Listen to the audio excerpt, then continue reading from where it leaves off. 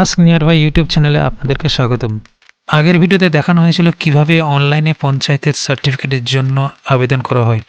আজকের এই ভিডিওতে দেখানো হবে কিভাবে পঞ্চায়েত এই সার্টিফিকেটগুলোর জন্য অ্যাপ্রুভাল দেয় এবং আমরা কিভাবে এই সার্টিফিকেটগুলো অনলাইন থেকে ডাউনলোড করতে পারবো। যদি আগের ভিডিওটা আপনারা দেখে না থাকেন তাহলে এই ভিডিওর ডেসক্রিপশন বক্সে তার লিঙ্কটা দিয়ে দেবো, আপনারা দেখে নেবেন। একজন পঞ্চায়েত আধিকারিকের অ্যাপ্রুভাল করার পরে এই সার্টিফিকেটগুলি প্রধানের লগইনে চলে আসে। এরপর আমরা প্রধানের লগইনে ঢুকে কিভাবে সার্টিফিকেটগুলো অ্যাপ্রুভাল দেওয়া হয় বা রিজেক্ট করা হয় তা আমরা দেখে নেব। এর জন্য লগইনে ক্লিক করব। লগইনে ক্লিক করার পরে এরকম একটা উইন্ডো আসবে যেখানে ইউজার নেম এবং পাসওয়ার্ড এন্টার করতে হবে। এখন লগইন করছি। লগইন করার পরে এরকম ইন্টারফেস আসবে যেখানে প্রধানের ডিটেলস দেখাবে। এখানে আদার মডিউল নামে একটি মেনু আছে, এর আন্ডারে ইস্যুয়েন্স অফ সার্টিফিকেট এখানে ক্লিক করতে হবে। তারপর এরকম একটি উইন্ডো আসবে, এখানে পেন্ডিং সার্টিফিকেট লিস্ট বলে একটি মেনু দেখাবে। এখানে ক্লিক করলেই যে সার্টিফিকেটগুলো অ্যাপ্রুভালের জন্য পেন্ডিং অবস্থায় আছে সেগুলো দেখাবে। এখানে একটি অ্যাপ্লিকেন্টের নাম দেখাচ্ছে যে রেসিডেন্সিয়াল সার্টিফিকেট ইনক্লুডিং ক্যারেক্টার সার্টিফিকেটের জন্য আবেদন করেছেন। এই সার্টিফিকেটটি লাইভ কীভাবে অ্যাপ্রুভাল দেওয়া হয় আমরা দেখে নেব। এর জন্য অ্যাকশনে এই আইকনে ক্লিক করলাম। ক্লিক করার পরে অ্যাপ্লিকেন্টের ফর্মটি খুলে যাবে। এখানে অ্যাপ্লিকেন্টের যাবতীয় ডিটেলস দেখাবে। এখানে ভোটার আইডি কার্ড এবং রেশন কার্ড দিয়ে সে আবেদন করেছেন। সমস্ত ডিটেলস ভালোভাবে দেখার পরে এখানে রিজেক্ট অথবা অ্যাপ্রুভ করতে হবে। ওটিপিটি দেওয়া হয়েছে, এরপর আমাদেরকে ভেরিফাই এবং অ্যাপ্রুভে ক্লিক করতে হবে।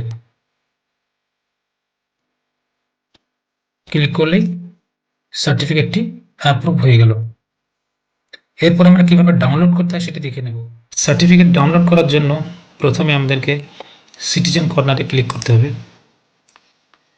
এখানে ক্লিক করার পরে application status and certificate download এখানে ক্লিক করতে হবে।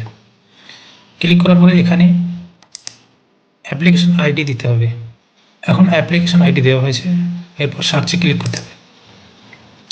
সার্চে ক্লিক করলেই অ্যাপ্লিকেন্টের নাম, মোবাইল নাম্বার এবং লোকেশন দেখাবে।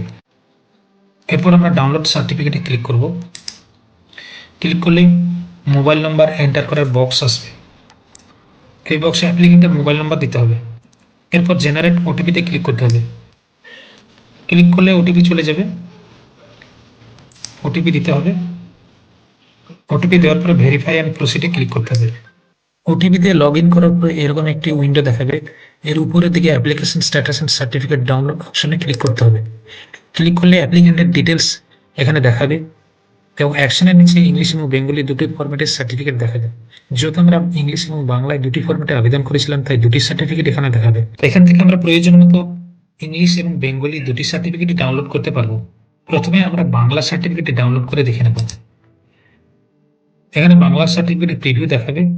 নিচের দিকে ডাউনলোড সার্টিফিকেট বাটনে ক্লিক করলে সার্টিফিকেটটি ডাউনলোড হয়ে যাবে এবং সেভ করে নিতে হবে। এরপর ইংলিশ সার্টিফিকেট আমরা ডাউনলোড করব।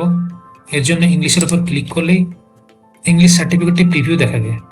নিচের দিকে ডাউনলোড সার্টিফিকেট বাটনে ক্লিক করলেই সার্টিফিকেটটি ডাউনলোড হয়ে যাবে এবং সেভ করে নিতে হবে। তাহলে অনলাইনের মাধ্যমে কিভাবে পঞ্চায়েত সার্টিফিকেটের জন্য আবেদন করা হয় এবং ডাউনলোড করা হয় তা এই ভিডিওর মাধ্যমে দেখানো হলো। যদি আমার ভিডিওটি ভালো লেগে থাকে তাহলে সাবস্ক্রাইব করে পাশে থাকবেন। ধন্যবাদ।